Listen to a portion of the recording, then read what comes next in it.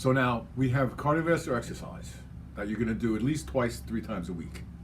You can do a little bit every day, it's even better. The heart is the most important muscle. And a lot of people do not know how to exercise. Why do you exercise? To get as much oxygen as you can in your body. It's all about the oxygen.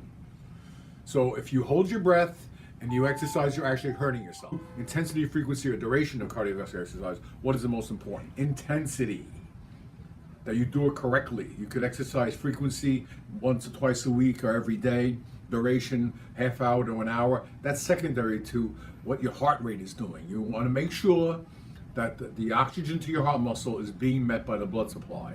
That's why you want to make sure the intensity is correct for you. And you want to start out easy. But how long does it take your heart to recover to go back to resting heart rate? So what is your pulse rate? What is your resting heart rate? My future patients, what is your heart rate? I'm asking you that right now. Do you know it? If you don't know it, you got a bad doctor. Because they did not make you responsible to know your resting heart rate. That determines how healthy your heart is. And heart disease is the biggest killer. Diaphragmatic breathing.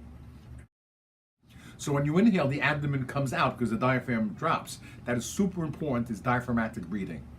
And that's what you want to do in the morning and practice that, because that actually strengthens your core muscles, your abdominal muscles. You become a new patient, you'll come into my office, I'll say, let me see you do 5 jumping jacks, 10 jumping jacks.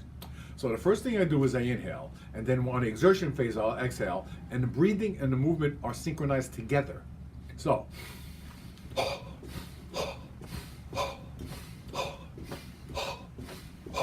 that's what it's all about. Physical, chemical, mental, spiritual, everything's interrelated, everything's connected.